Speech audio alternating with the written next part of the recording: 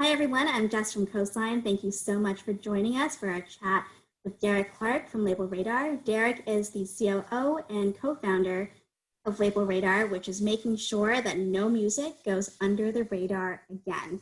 Label Radar is a centralized platform to help artists submit their unreleased demos to labels and promoters, and Derek himself is actually a producer. They now service over 70,000 artists, 900 plus record labels and promoters, with a total reach of 265 million fans. So Derek, welcome. Hey, thanks for having me. Yeah, you bet. I think a really good place to start is to just have you tell us a little bit about your journey in the music industry and how Label Radar came to be. Yeah, definitely. So it all sort of started like being on the artist side. I went to school for music production, and I was always that one like sending an email to a record label and like never hearing back. It would disappear into like a void. And it was always just so frustrating because that's your heroes and you really look up to them.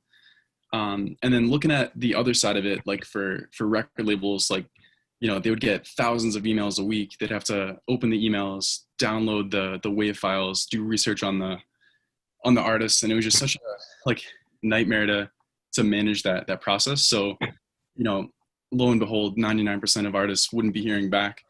So we really set out to fix that issue, to create software that streamlines that whole entire process for artists to access a network of, tons of record labels and labels to manage that submission flow. So you can think of it like Tinder with like LinkedIn and Salesforce thrown in a blender to help record labels facilitate like that whole side of their business and to really open up and democratize like access to decision makers throughout the music industry. So to kick it off, basically met my partner Ed on the project, who, he's from London. At the time I was running a record label, and we had the opposite problem. I think I would get 2 demos a week and I would be sending hundreds of outbound emails, and it was just really hard to get that content flow to really build a business around, because there was no central ecosystem of unreleased music, like finding deals. So we sort of connected around that. He was working at Monstercat, and and then connected with a couple other developers, my good friends in Argentina, Juan and Sebastian Ferreras. And then we really just went out and tried to build this thing, and bootstrapped it all the way, and we survived, and now we're thriving and serving a big community. So looking forward to continuing the journey with it. That's awesome. I'm a bit techie, and I always love hearing about the development process itself. What was that like when you were kind of conceiving what this thing should look like and how it should function on the back end? Yeah, so basically, the whole thing runs on Angular JS, and we really started small. We solved the problem first for Monstercat, who is our main launch partner, and then we sort of began to build a business around it, bringing the technology and software to other record labels. Like some of the other ones we work with are Armada Music and NCS, and then slowly just expanded the software to be more of like a network and ecosystem that now it's like expanded to some major labels. We run remix contests, sync contests, movies and things like that for TV shows and YouTube content creators. But yeah, it just sort of started slow, and then we really listened to our users, and then we began hiring developers in Argentina, and then really built it slowly and listened to our users and like prioritized along the way. It's a mobile app as well that fans can use, but we sort of started first with like the web as the focus, and we're slowly like expanding the mobile side as well. That's awesome. It's funny you mentioned sync. So before we hit record on this, Derek and I were having a little chat about our backgrounds, and I told him that I used to work in sync, and it was a nightmare to get submissions in through sync, and I never wanted to tinker in the world of submissions for labels and for promoters, because I had no idea how that world functioned. But I imagine it's like 10x, 20x worse than getting submissions in for sync. So how, before Label Radar, what was the process like for labels who were getting submissions in? And what was the process like for artists who were just trying to get their music out there? Yeah, so before the platform, like the day to day for a label might just be, managing a horde of emails just flying at you every single day, and just really repetitive of a process. Which for an artist, you figure you don't want an A&R who's like grumpy. They've gone through hundreds of emails, and every email is like a different format and process. So we really tried to standardize that and get it so artists can control their first impression that the A&R sees. An A&R can listen to a demo that the artist picks the best 20-second clip of, so they really control the first impression that the A&R hears, along with a view of their whole branding as an artist, all their social media. And then from there, they can quickly sort of make a decision and then keep the artist updated in real time through like a notification that comes through. And on the artist side, it would sort of be a really mysterious process too, where you'd have to, check out their website, see if there's like a contact form or an email. And then if it's not there, check their socials and then, email, and then really cross your fingers and hope something comes back to you in a month or two, like a decision or automated email or something like that.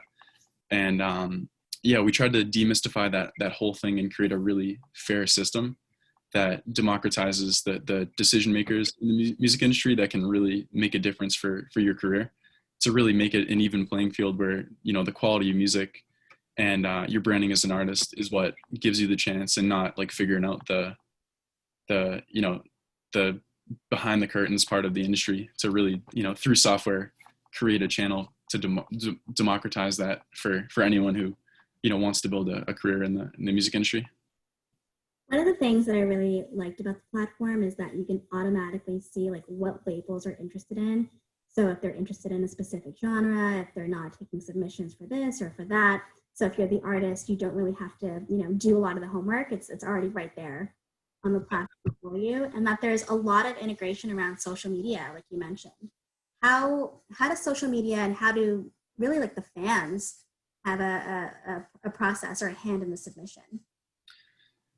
Yeah, so I'll start with the fans first. So one side of the platform we really wanted to experiment with initially was, what if we can make it so when an artist uploads a demo, we can give A&Rs at labels more data to be able to go into their demo box, like sort of having some fan data, going into it to know sort of what's rising to the top. And so we launched an experimental version of the mobile app for fans, and then we found like a lot of fans just want to be on the front lines of new music coming out and sort of hear the sound as it's evolving and hear unreleased music. So we built an experience where as a fan you can listen to unreleased music. You won't know who the artist is or who it went to as a label, but if you scout a track that ultimately gets signed, you sort of get notified along the way, and then through a scout score point system, you begin to manage your success ratio of how like good you are at curating and what gets signed, along with having a scout score point and leaderboards that sort of make you stand out and can lead to like future opportunities. We're still pretty early on that side, but I think we've had, like on the fan side, about 20,000 downloads, and we've never really pushed on it, so it's something we're really excited about for the future. And then for the social media side, I mean, you can think of a lot of labels as like, if let's say you take an angel investor looking at startups, a lot of labels like really look at there's the sound. There's two sides of the coin. Does the sound match the label? Does it match like the audience that they're curating? And then also like what is the artist's brand potential? How are their socials growing at the time? So we're really trying to balance like having the music lead it and also giving them like data on who is building an interesting brand and doing something interesting on socials too. Which we're just, sort of experimenting with and trying to innovate on. Yeah, I mean, I think there's a ton of innovation in the platform itself and probably data that you're collecting. One of the things that I really liked, and you can elaborate more on it, is you can see, bit by bit, everything that's happened with your submission, from like the time you submitted it to how many times it was listened to. I'm sure there's more data around that you're collecting.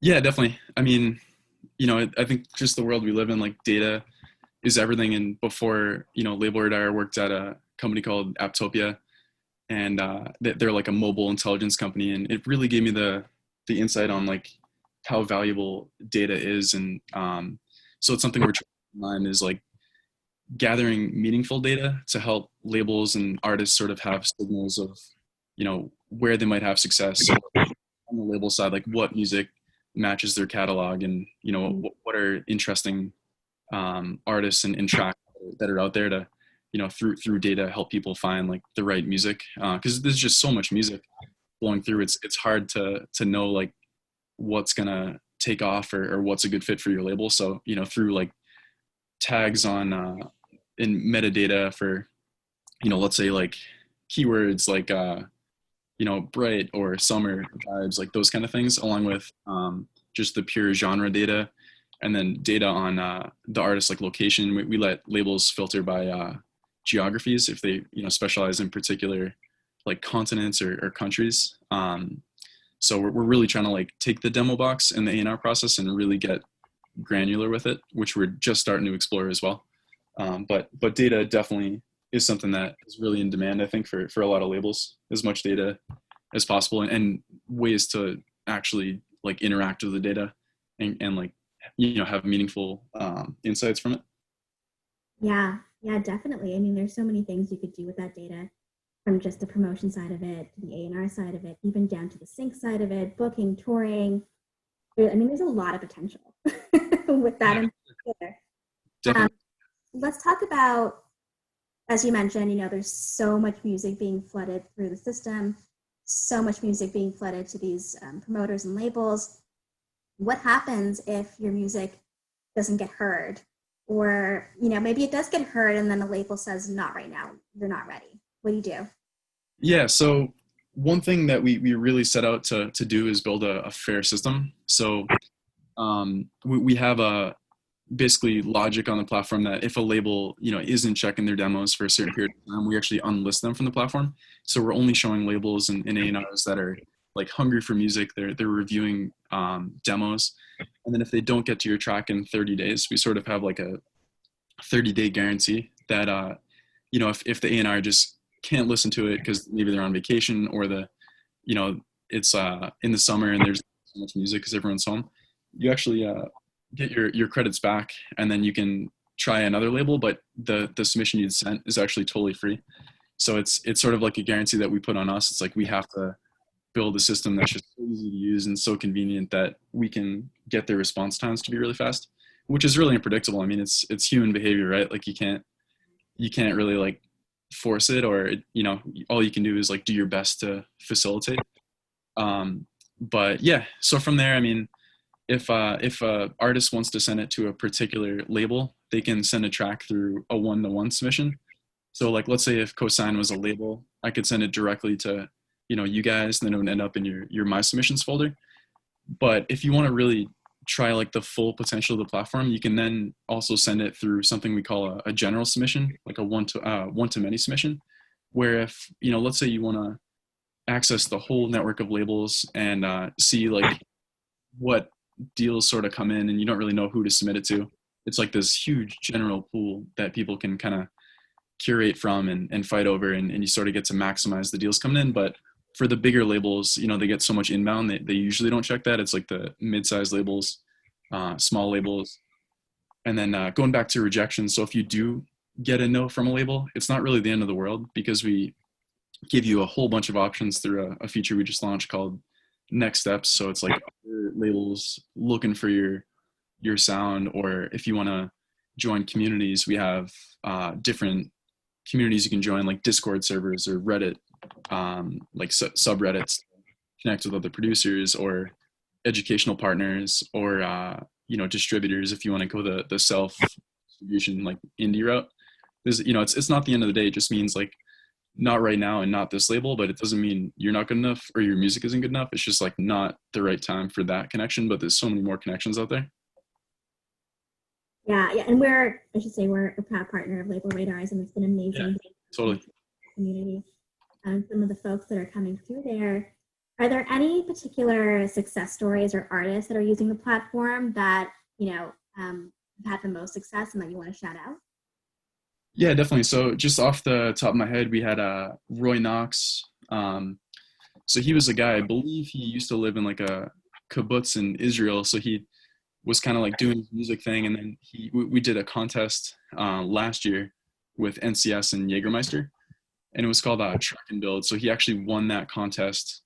It was his first ever release with NCS, and he got a release with no copyright sounds. And his track went on to get like tens of millions of plays, got placed in a video game, collaborated with Cosynd, who was like a really big drum and bass artist. And yeah, like some other ones I can think of are Simbai, shout out to Simbai, let's see, Mofak. And then we actually had a few thousand we've seen get signed through the platform so far, but it's pretty hard to track because once you get that sort of email, it's like you don't have to keep the conversation on the platform. So of the data we've seen thousands of tracks get signed, but we think there's like a lot of blind spots on, what happens with the relationships from there. But yeah, it's been really exciting to see. Like we've had remix contests sign 12 to 13 tracks just from that remix contest from like 12 to 13 different artists, and it's really cool to see just like the amount of like artists and names like flowing through the platform that have a success story from it. Yeah, let's talk about that a little bit. So there are 70,000 artists right now using Label Radar, which is incredible. How do you go about finding these artists, or rather, how are they finding you? And then same question for labels and promoters. Yeah, so for artists, so we don't pay like any marketing at all.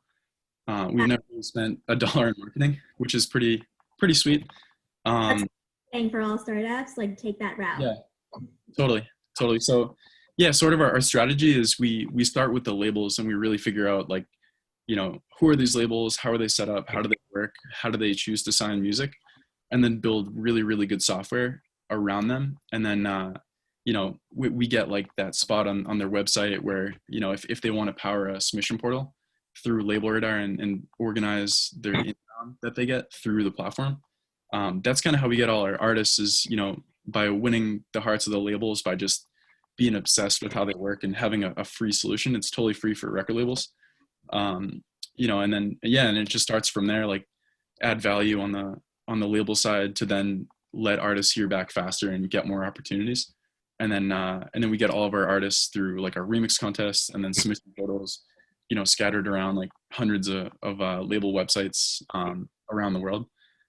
And then yeah, and then for labels, most of it's been word of mouth as well, because we really don't have like a big sales team. It's sort of just me and Ed, my co-founder on the partnership side. So it's just been really organic, word of mouth, just like serving each person really well.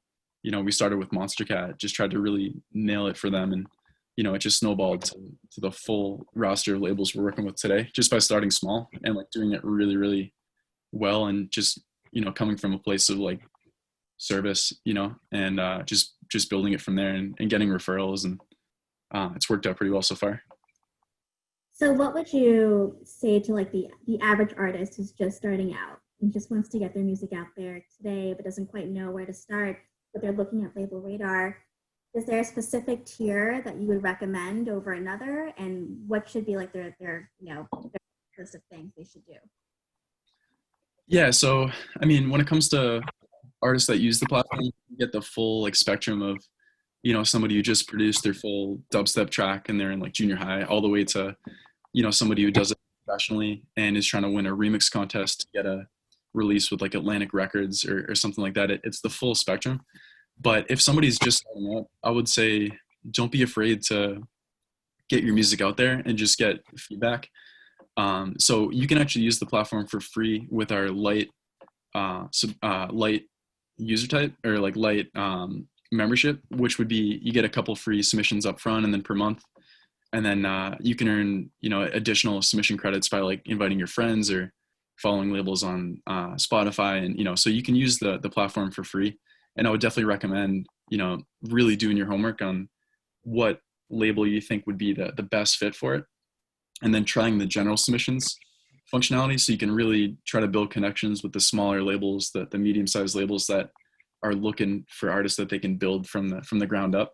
Because if you're just starting and then you shoot for like the moon, I mean, I would definitely recommend just like start smaller, get more feedback, really like maximize your opportunities, and if you're using Label Radar, your credits on the platform to try to see what comes back, and don't be afraid to get your music out there, even if it means like some rejection or feedback that you don't like. That's how you get better. Just Yeah. lead into that feedback and work on it, you know.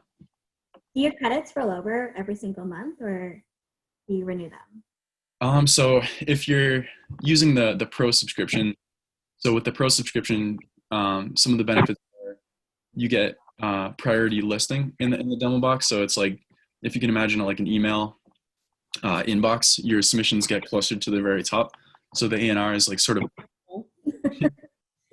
so yeah, so basically you get prioritized first, so you just hear back faster, along with like profile views and a huge amount of credits per month. So for pro, they accumulate per month if you're not using all of them, and then for light, they renew as long as you're using the ones from the month before, just to prevent like hundreds of rogue accounts in the platform just like harvesting credits and then reselling them on the black market or something.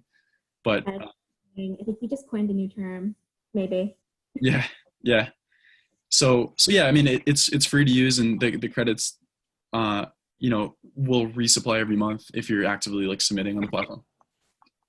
Are there things that artists should be doing, in terms of engineering and sound quality before they get to you all? I imagine like you want to have your demo tip top, but you're also, they're demos and they're unreleased. Yeah. But Yeah. like 2 3 of things you absolutely should do before you start submitting through Label Radar.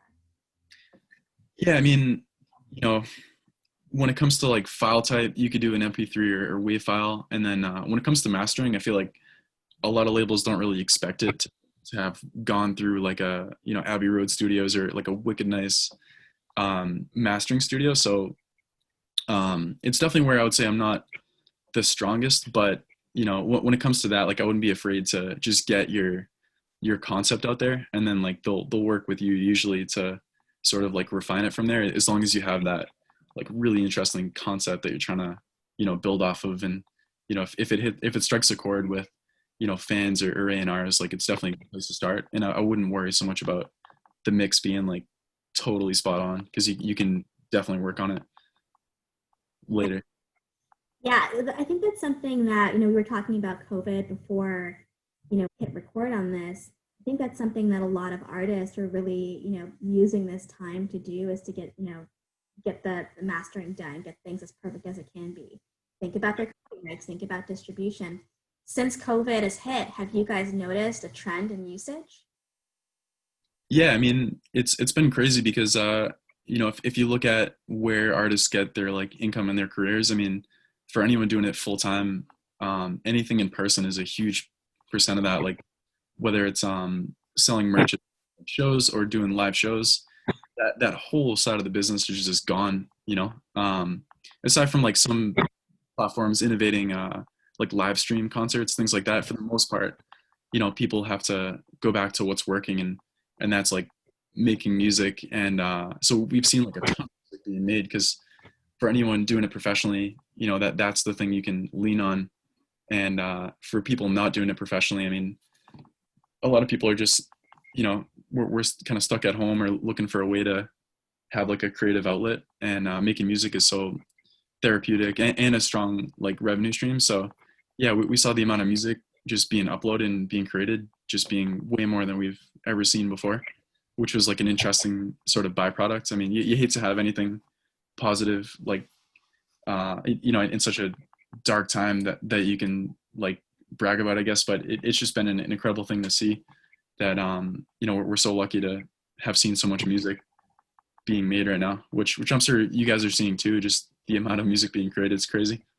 Yeah, I think, us, all of our partners, we all had the same experience of people just creating more and more and more because they were home and thinking about it. And, a lot of it too was just them needing to express themselves, and it was therapeutic, just like you said. So we saw a huge uptick as well. And it was, it was bittersweet in a way to know that at least our industry was still operating and we still could operate. Yeah. We could Yeah. still create compared to other industries that really struggled with that. Definitely. I'm glad that like companies like ours were able to be there for those artists and kind of provide all the resources that we could and all the discounts that we could. And just really support them in that mission, because it was, for folks like us, it's like you can create or you can binge watch. A lot of us ended up binge watching too. I don't know if you had like something that you were binge watching through quarantine, but for us, like we watched a lot. Yeah, a lot of Tiny House Nation. I don't know if you're into like tiny houses. I'm obsessed with that. Already did the Game of Thrones binge watch, so kind of happy I didn't get back into that because that took up so many hours. But yeah, what were you watching? So we just started Lovecraft Country, which I've been calling Love Country mistakenly, but it's just a thing in our household now. We rewatched Stranger Things. We watched Dead to Me. There was a lot. It just, my husband and I are like avid consumers of all kinds of content and consistently have like 3 or 4 screens in our face, which we were trying to break during quarantine, but that didn't work out so well for us. That's the new normal though. Like, just Yeah, tons of screen time. And yeah, I was obsessed with Stranger Things too.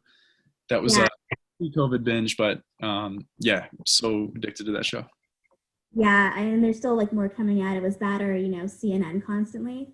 Yeah, yeah, you can only take so much news at once for sure. But, it was good to see that even while everything was going on with COVID, our industry was still continuously innovating. There were some acquisitions that happened. There were some catalogs that were bought up. There were startups that launched and startups that pivoted. I know you mentioned that you were working on tinkering some new things into the platform. So are there any updates coming up that you want everyone to know about or to keep an eye out for? Yeah, definitely. I mean, a couple things we just launched in the last week or so. So we added country level filtering. So for any labels looking to see upcoming in particular markets, we really tried to open that up. We've seen some labels really interested in like China, for instance, or things like that. So we just launched that just yesterday. We just launched a feature that lets you share your tracks outside of the platform called Get Link. So before it was sort of like this self-contained platform, but now you can go to your track and click on Get Link and share your remixes or your uploads to the platform to then get more data on your track for like plays and just make it so it's better in filters for like labels looking through music, so you can really share your music through the platform. Yeah, and then we're really getting into more like analytics, even for artists to be able to see like what sort of genres are trending in the world, more data on the labels and the people in the music industry. We're really trying to like map out all the vetted partners and quality partners to like work on your career with. And then yeah, a lot more community engagement features for remix contests. We're just doubling down on letting labels and partners like self-create their own remix contests automatically through the platform. So there's going to be a huge bump in the amount of contests. There'll be a lot more social, so you can see the other artists using it on the platform. And yeah, we're really focused on the community engagement piece, along with really enhancing the fan side to have like leaderboards and have social components where like you're the top trap music fan A&R in your network on Facebook, and that sort of like level of granularity, and then connecting you with the labels for rewards and things like that. But yeah, that's definitely the next phase we're going into, is just we're sort of past like the time efficiency phase, and then now we're getting more into like the community engagement and then data phase of our like journey as a platform, for sure. That's pretty cool. The data nerd in me is like, yes, it's Yeah. exciting. Um, I think, compared to some of your competitors, you guys seem to be so much more significantly advanced and have so many more tools for engagement. Can you talk a little bit about how you're different from your competitors and what really gives you that edge besides, some of the things we talked about, if you're just the average artist looking to, comparison shop? Yeah, definitely. I mean, when it comes to the software itself, like we're really obsessed with maximizing short form content and making a lot of visibility in the in artist persona around that, so decisions can be made quickly. I mean, if you look at a platform like SoundCloud, for you to access a label through that would be really like difficult, just in terms of like you'd have to revert back to the format of like email, and send your like your track link that way. So we're really obsessed with like short form content, letting artists pick the best part of their track, and then giving as much like data and useful information as possible when a label's making that decision. And we haven't really seen a lot of people in our space too. It's a pretty niche like thing going on, and but yeah, I would say that's where our biggest like edges is just being really obsessed with the labels and having a free model for the labels. You know, there's a few other platforms that will, you know, charge labels for to manage their demo submissions, but we're taking a whole different model where we're trying to be a network and a community that, you know, is like a river of just unreleased music flowing through, getting signed by the whole network of labels and promoters like blogs, YouTube channels, and then industry partners like distributors and things like that. So yeah, it's a really new space, and we're trying to really take a unique approach at it that no one's really gone for yet, which we're really excited about the potential of. Yeah, that's a really good point. I think, everything that's happened recently has really caused the industry to pivot and to innovate. And before, every startup was trying to get a slice of every dollar that a label makes or that a public makes, right? Yeah. And now it's like we've had to change, we have to adopt, and we've had to innovate. Are there any innovations in the music industry happening right now that you find to be the most interesting? I mean, Cosynd definitely is up there. What you guys are doing is awesome. Yeah, shout out. Definitely sound better. I think they got acquired by Spotify, but the marketplace of just tons of different talented creative people like vocalists, guitarists, everything you can ever imagine. Like I really think that sort of like collaboration ecosystems and freelance like gig economy, that's a super interesting thing happening, and just creating so many more revenue streams. It's like you're connecting with other talented people, getting splits on tracks, and just you're able to expand your network through like collaborating with huge networks of artists and build more revenue streams and build a sustainable career out of it. So yeah, definitely think that's super interesting. And then along with Patreon and sort of like the patronage model, that's something that's been really cool to see Patreon crushing it. There was an author, Kevin Kelly, who had like the theory of 1,000 true fans, where if you can just make I think it's add like $8.33 in value per month to 1,000 true fans, you can make $100,000 per year or something. So I really think like that, the Patreon model is super promising too, where it just lets you like nurture and build a really like badass group of fans that you can build a career off of. So yeah, but definitely between those three, it's been really cool to see that theme, and hopefully it just keeps going into the future. Yeah, I totally agree. I think all the collaboration tech is really cool right now. I think Patreon is that's like Lifeline for a lot of people too. We're coming up on the end of our fireside chat, but I just want to give you a chance to tell labels and promoters and artists how they can be a part of what Label Radar is doing. Yeah, definitely. So just go to radar.com. If you want a label account, it's totally free to use, and we're obsessed with like making your label successful and finding the right music to go into your catalog with no strings attached as a platform. It's just what we're passionate about solving. And then for an artist, feel free to sign up for a free account and try it out and get your music into the ecosystem and see what sort of connections you can make. And yeah, and your feedback means a lot to us. So feel free to hit anybody up on my team and give some feedback, because we live to build this thing around making everyone in the industry as successful as possible and have sustainable careers. So yeah, we'd love to have you on the platform for sure. That's so great. I'm so glad that we had a chance to just sit and get this going. I'm really, really excited about introducing Label Radar to all of our users at Cosynd.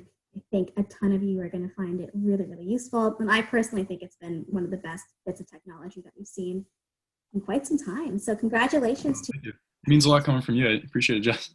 Anytime. All right. Thanks so much, Derek. We're going to sign off for now, and we'll see you around on Cosynd and Label Radar. Yeah, sounds good. Been a pleasure, and thank you everyone for listening. And stay safe out there. Cheers.